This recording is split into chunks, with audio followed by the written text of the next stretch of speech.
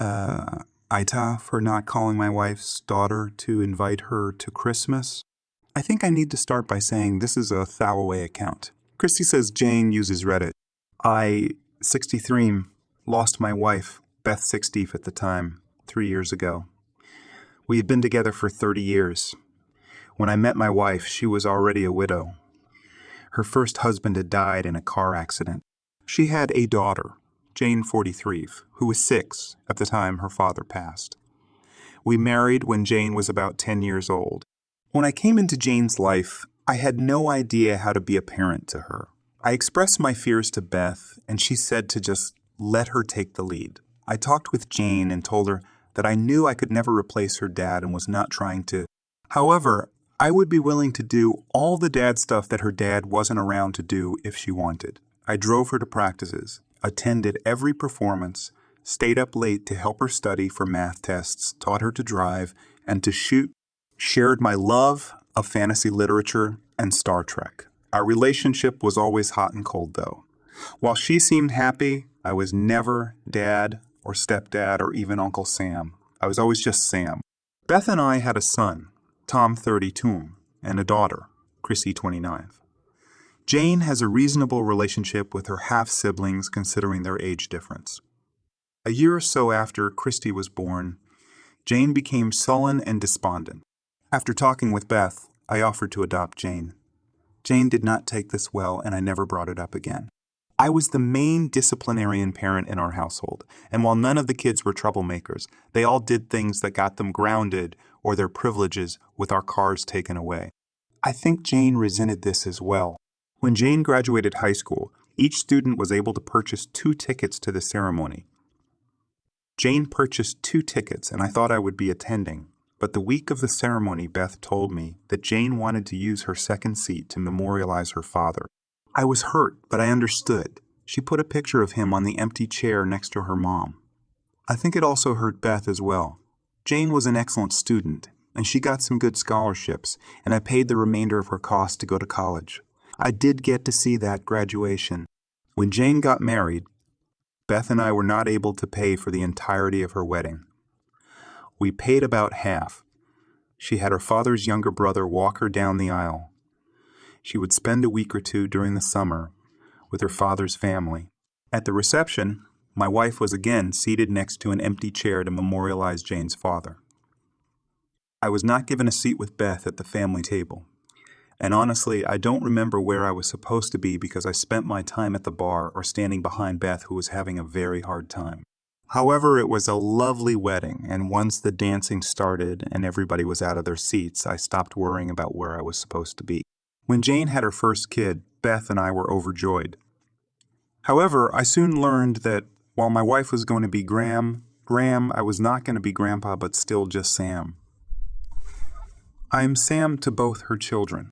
This was again something that hurt, and when Tom had his first child, he asked if I wanted to be Granddad or Sam to his kids, and I jumped at getting to be Grandpa. Jane ended up getting to be Grandpa. Jane ended up getting divorced about 4 years ago, shortly before Beth was diagnosed with cancer. She and her kids moved in with us, and we helped her with her lawyer until everything was finalized. During my wife's last year, Jane was with us all the time. It was a huge help to both Beth and I. After Beth passed, I was a wreck and mostly useless. It wasn't right, but Jane ended up doing most of the funeral preparation. I am very grateful for the help she provided. When Jane's father had died, his mother had helped with the funeral expenses and had purchased a double lot. When Jane prepared the funeral, she organized everything so that Beth would be buried next to Jane's father, her first husband. I was shocked and felt that this was done somewhat behind my back. My wife had never told me of this, but Jane assured me that this was what Beth would have wanted. I talked with Tom and Christy, and they know I intend to be cremated. Because of that, they thought that this was reasonable, and the plot was already paid for. At the memorial service, Jane was rightfully upset. She told many of the other mourners that she was now orphaned and that she and her 2 kids had no close family left. This upset Tom and Christy a lot. But I tried to explain that it was different for Jane. I talked with Jane during the memorial and told her that she does have a family that will welcome her if she wants it. She thanked me and was polite, I have not really talked with Jane since the memorial. The first year I invited Jane to all the family get-togethers just like before, even though Tom and Christy were angry with her. I left her voicemails asking how she was doing, how her kids are. However, the last couple of years I have stopped because I never get any response. I still send her and her kids gifts for their birthdays and Christmas. I just don't actively reach out. One of the last voicemails I left, I told her that all she needed to do was call and I would help her. With all that information, here's where I might be the H. My daughter Christy is getting married next year. She reached out to Jane in the past few months and has been working on reconciling with her.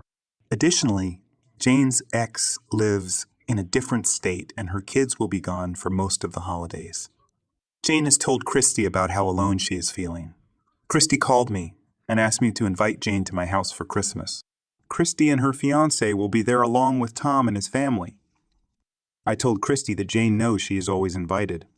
Christy says that Jane won't come if I don't call and ask her to come. I told Christy that she could invite Jane, or she could tell Jane to call me. Christy says I am being an H for not calling Jane. I talked with my son Tom, and he says he is tired of the rest of us having to beg Jane to be part of our family. I love Jane. She is my daughter, but after so much, I just feel like the only way this will work is if she takes the first steps. So, am I the for not calling my wife's daughter to invite her to Christmas? Jane, if you see this, just call. I am really astounded by all the comments. I thought I would just get a few, but there are too many to answer them all. I do feel the need to clear some things up, though. I tried to be the best parent I could be to Jane with Beth's help. I never wanted her to feel like our family was not also her family, or that her family had been replaced. I never felt like an app machine. I paid less than half of Jane's schooling because of her scholarships. I did what we could for her wedding. And yes, I was pissed about the seating and who got to walk her down the aisle, but Beth reminded me it was her day, not mine. I will be paying for a larger share of Christy's wedding than I did Jane's because my financial situation is different now. But Christy has asked for something I think her mom would have fought with her over already, but that is a story for another post. I don't think I did anything that would make Jane resent me, besides marrying her mom. However, Jane has, except for a few occasions, always been polite and friendly to me. Maybe I shouldn't have put the wedding stuff in the post at all, but she did have a daughter, dance with me at her wedding. When Beth passed, Jane told me that her mother was amazingly lucky to have found true love twice in one lifetime. When I offered to adopt Jane, it went very badly. Beth and I had sat her down and made the offer. We thought that after the birth of Christy, she was feeling left out. It backfired horribly. Jane said she didn't want my stupid fucking name. I tried to explain that she wouldn't need to change her name, but she started screaming at me that she didn't want my stupid fucking name, family, or anything else.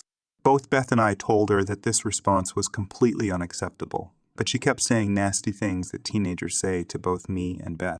I told her that her behavior was totally unacceptable, and since her mom had lots of class and manners, that this behavior must come from her stupid fucking father's family. Beth told me that I wasn't helping, and I left while she talked with Jane.